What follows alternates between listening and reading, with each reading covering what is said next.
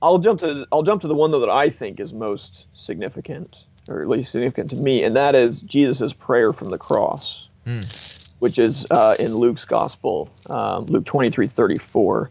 Then there Jesus prays, "Father, forgive them, for they know not what they do," which is a remarkable prayer, right? And especially remarkable given where he prays it. He's actually on the cross. And to think that on the cross, while he's experiencing that excruciating pain, he would be thinking about the people who are doing it to them and offering them forgiveness, right? Praying for their forgiveness. The problem with that verse is that it's not found in some of our early and very important manuscripts.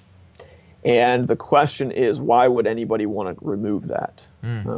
Okay, so the fundamental question that we always ask in text criticism is, where we're faced with, let's say, two variants, okay, we want to ask the question, which one best explains how the other one came into existence, okay? And whichever one can best explain the other ones is probably original, okay? So with that one, we wrestle with the question of, if that's not original, that prayer is not original to Luke's gospel, where did it come from? Okay, so that's one of the questions you have to ask. And some people suggest, well, it's borrowed from Stephen's prayer in Acts. Stephen prays a similar prayer when he's being stoned, right? And maybe some scribes thought, well, Stephen has this amazing prayer, Jesus has to one-up him. Okay. But it still doesn't explain the exact form of the prayer in Luke. It's not the exact same as Stephen's prayer, so I'm not entirely convinced that explains it. There is also a reference to a very similar prayer on the lips of James, the brother of Jesus, from an early church father who records a prayer like that for James. And so those are possible sources for it. But even then, it still doesn't perfectly explain why it would be inserted there in Luke's gospel. You know, you still have other things to explain. Does that make sense? Like, right. So what you're saying is, in the earliest manuscripts, and there's a debate, and we'll get into some of that as well. Like, should we go for the earlier? Yes. In the earliest manuscripts, that prayer isn't even there. So it's not that Jesus said something different. It's just absent altogether.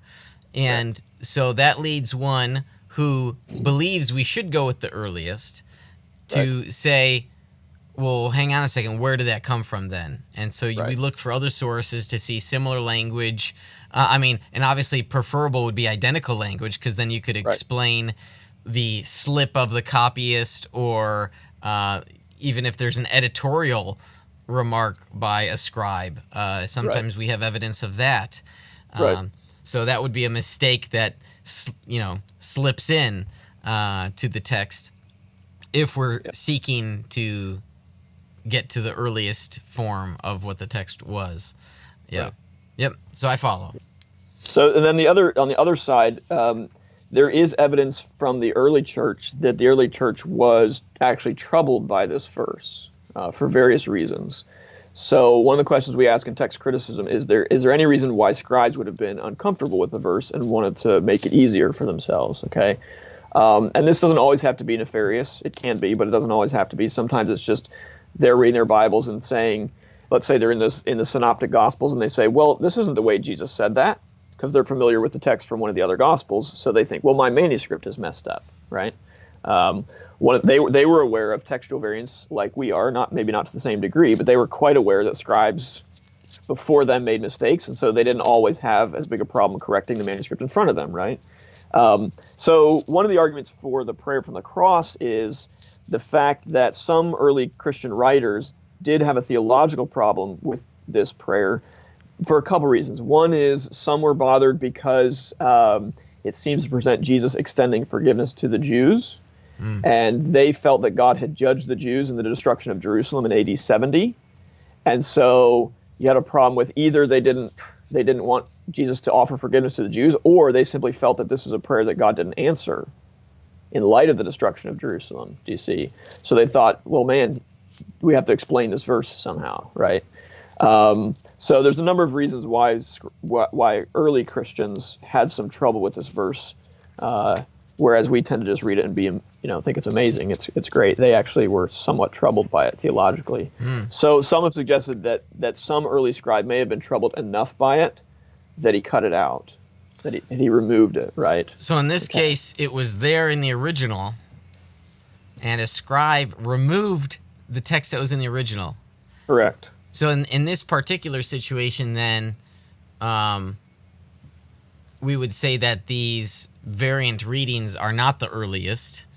And Right. so if we're trying to get to the earliest, then we should only be bothered not by the original text, like those scribes were, but by what the Right. scribes have done to the text. Right. Sure. Yeah, exactly. Okay. Yep. So at the end of the day, I think this is a good example to use because it illustrates a couple things that I think are important. One is it is, in my opinion, a pretty difficult variant. Okay, that is, the evidence on either side is good, and there's good arguments that can be made for either the prayer being original to Luke's gospel or it not being original to Luke's gospel. Okay, so it illustrates that there really are sometimes tough decisions that text critics have to make, that Bible translators have to make, that commentators have to make, and that eventually pastors have to make too, right, in preaching the text. Mm-hmm. So it's a difficult variant. It's also one that matters, right? I don't think any Christian, no Christian would read this verse and say, I don't care if it's in my Bible or not, right? I mean, I care a lot. It's an amazing prayer, and I want to know if Luke records this as coming from Jesus on the cross or not. Like, it's really incredible, and so I'd like to know.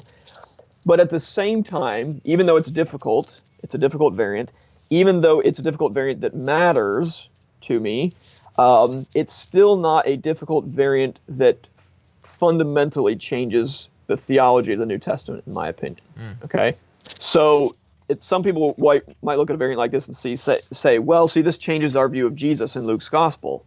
And I'd say, well, it changes our view of Jesus in Luke's gospel at this point, yes, if he prays it or if he doesn't, I suppose.